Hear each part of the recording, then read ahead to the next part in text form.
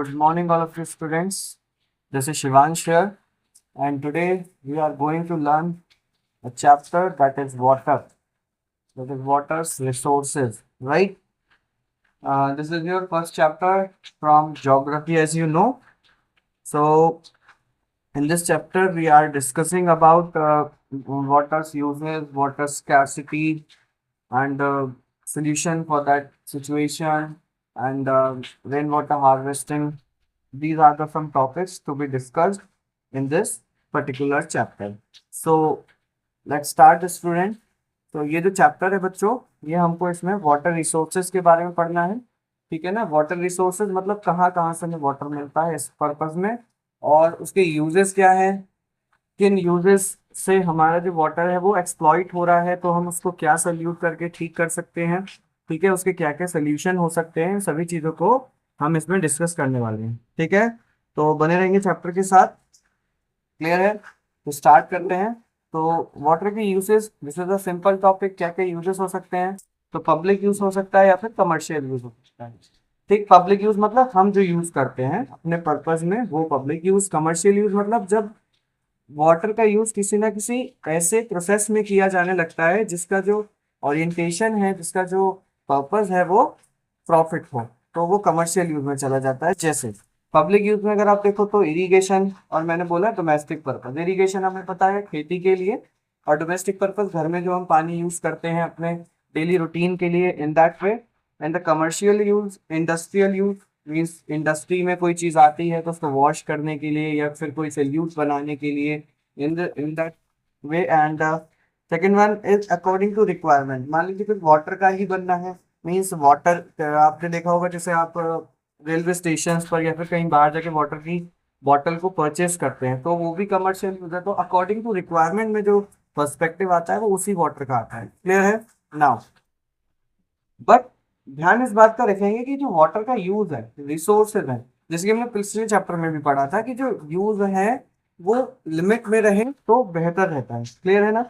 अगर क्या सिचुएशन खड़ी हुई कि हमने वाटर का यूज एक्सेसिव किया, उम्मीद से ज्यादा, और हम उसको वेस्ट कर रहे हैं, इस तरह से हम उसे यूज कर रहे हैं, या फिर हम उसको ओवर एक्सप्लॉइट कर रहे हैं, ये सिचुएशन टुवर्ड्स हो जाएगी ओवर एक्सप्लॉइटेशन के. और इसमें भी ये चली जाएगी अनइक्वल एक्सेस टू वाटर. ठीक है ना.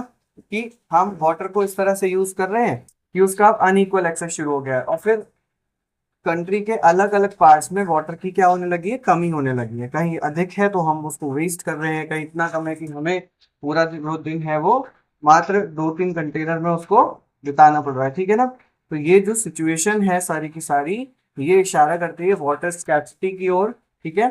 तो वो सिचुएशन ना आए, इसके लिए जरूरी है कि हम वाटर को यूज जो है उसको लिमिटाइज करें, जेन्युइनली जो यूज करना है वाटर करें, otherwise wasting of water should be check. ठीक है ना.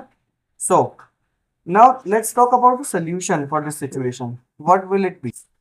ये क्या हो सकता है जिससे हम की वाटर स्कार्सिटी की जो सिचुएशन है उस पर ओवरकम कर सकें. तो सोल्यूशन, राइट. तो हम सोल्यूशन की बात करेंगे. सोल्यूशन में हम सबसे जरूरी वर्ड आ जाता है कंजर्वेशन. मीन्स वाटर को सेव करना, वाटर को प्रिजर्व करके रखना, कंजर्वेशन ऑफ वाटर. इसमें भी दो एस्पेक्ट्स आपको देखने को मिल सकते हैं. First one is irrigation with new pattern, then rain water harvesting. So rain water harvesting is a very relevant topic for you. Present days जो सीजन चल रहा है वो रेनी सीजन ही है, तो इसमें हम इस चीज को प्रैक्टिस कर सकते हैं. सेकेंड को, then first one is irrigation with new pattern. We know कि बहुत सारा वाटर, जो वाटर का बहुत सारा अमाउंट है वो यूज होता है इरिगेशन में, खेती में. ठीक है ना. बहुत सारा पानी यूज होता है. तो अगर हम उस इरिगेशन के पैटर्न को थोड़ा चेंज कर लें इस तरह से कि जो वो पानी है वो लिमिट में यूज हो जाए और हमारा इरिगेशन भी हो जाए. ठीक है ना. अगर हम इस चीज को प्रैक्टिस कर लें तो हम काफी हद तक वाटर को प्रिजर्व कर पाएंगे. जो हमारा कंसेप्ट है कंजर्वेशन ऑफ वाटर, इसको इम्प्लीमेंट कर पाएंगे. ठीक है ना. And then talk about the rain water harvesting.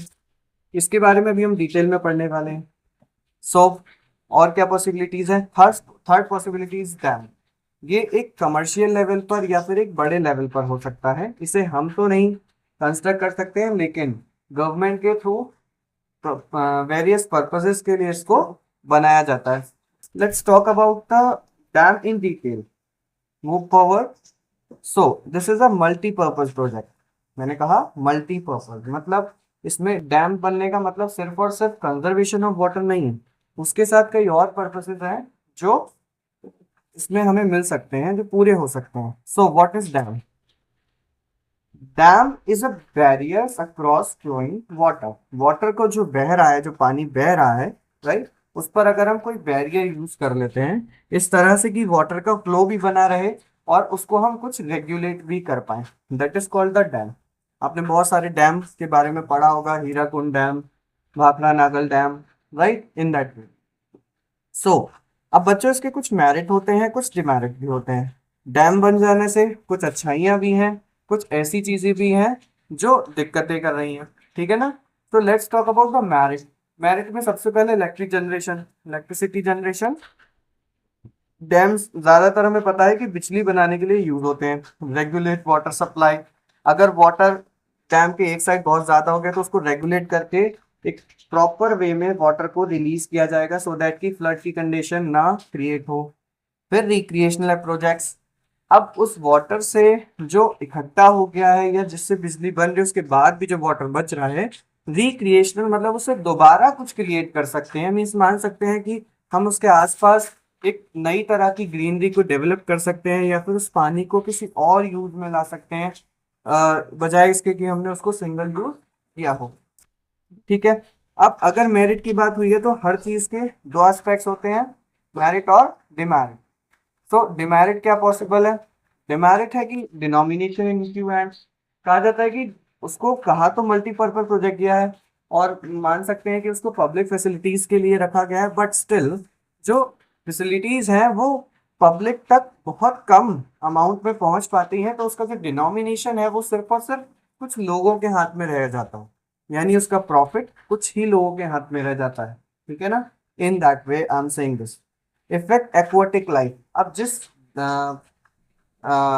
Water flow पर आप डैम को बना रहे हो उस वाटर का भी अपना एक वर्ल्ड है। Water world means aquatic life है, उसमें रहने वाले कुछ जीव जंतु हैं, उनको भी सर्वाइव करने के लिए पानी साफ होना चाहिए। बट कंस्ट्रक्शन के दौरान बहुत सारा सा पानी गंदा हो जाता है, उसमें बहुत सारी सी इम्प्योरिटीज डिजोल्व हो जाती हैं, जिसके थ्रू जो पानी में रहने वाले जीव जंतु हैं वो मरना शुरू हो जाते हैं, राइट। तो वो एक्वाटिक लाइफ को भी इफेक्ट करता है डैम का बन जाना। और सबमर्ज द वेजिटेशन, इस चीज को भी समझ रहे हो। वेजिटेशन का मतलब होता है हम कि वहाँ का जो रहन सहन आ जाता है, उसमें खेती पाती आ जाती है, वो सब फिर उसको मर्ज करना पड़ता है या फिर उसको फिर माइग्रेट करना पड़ता है, ठीक है ना। वहाँ रहने वाला जो भी ट्राइबल कम्युनिटीज होती हैं या फिर जो भी लोग रह रहे हैं उनको मर्ज करना पड़ता है, क्लियर है, माइग्रेट करना पड़ता है, आई मीन टू से उन्हें फिर किसी दूसरी जगह पर जाकर के बसना पड़ता है, क्योंकि उसने एरिया में फिर उसको खाली कराया जाता है, फिर उसके आसपास इतना अच्छा एनवायरनमेंट नहीं रह जाता कि वहां पर कोई इरिगेशन और इन दैट मतलब ये सारी चीजें हो सके। तो ये चीजें भी एक दिक्कत बन जाती हैं डैम के बन जाने से, ठीक है। Okay, so now let's talk about the rain water harvesting. Migration of tribes, I have told you about this.